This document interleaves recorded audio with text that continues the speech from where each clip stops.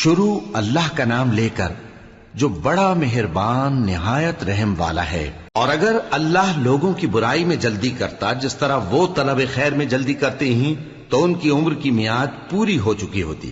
سو جن لوگوں کو ہم سے ملنے کی توقع نہیں انہیں ہم چھوڑے رکھتے ہیں کہ اپنی سرکشی میں بہکتے رہیں، اور جب انسان کو تکلیف پہنچتی ہے تو لیٹا اور بیٹھا اور کھڑا ہر حال میں ہمیں پکارتا ہے، پھر جب ہم اس تکلیف کو اس سے دور کر دیتے ہیں تو بے لحاظ ہو جاتا اور اس طرح گزر جاتا ہے کہ گویا کسی تکلیف کے پہنچنے پر ہمیں کبھی پکارا ہی نہ تھا۔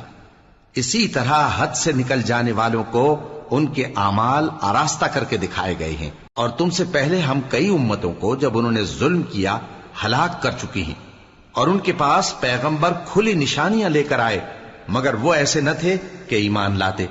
ہم گنہگاروں کو اسی طرح بدلہ دیا کرتے ہیں۔ پھر ہم نے ان کے بعد تم لوگوں کو ملک میں خلیفہ بنایا تاکہ دیکھیں کہ تم کیسے کام کرتے ہو، اور جب ان کو ہماری آیتیں پڑھ کر سنائی جاتی ہیں تو جن لوگوں کو ہم سے ملنے کی امید نہیں وہ کہتے ہیں کہ یا تو اس کے سوا کوئی اور قرآن بنا لاؤ یا اس کو بدل دو۔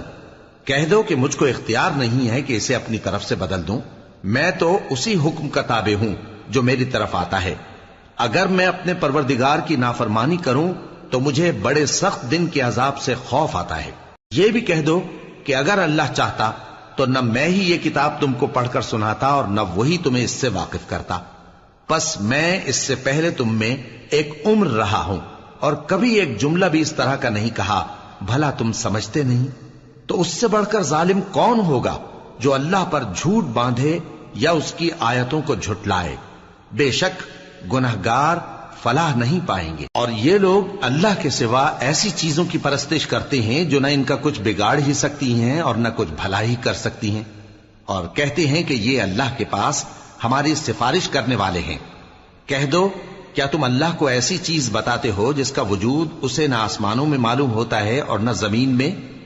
وہ پاک ہے اور اس کی شان ان کے شرک کرنے سے بہت بلند ہے۔ اور سب لوگ پہلے ایک ہی امت یعنی ایک ہی ملت پر تھے، پھر جدا جدا ہو گئے، اور اگر ایک بات جو تمہارے پروردگار کی طرف سے پہلے ہی طے نہ ہو چکی ہوتی تو جن باتوں میں وہ اختلاف کرتے ہیں ان میں فیصلہ کر دیا جاتا۔ اور کہتے ہیں کہ اس پر اس کے پروردگار کی طرف سے کوئی نشانی کیوں نازل نہیں ہوئی؟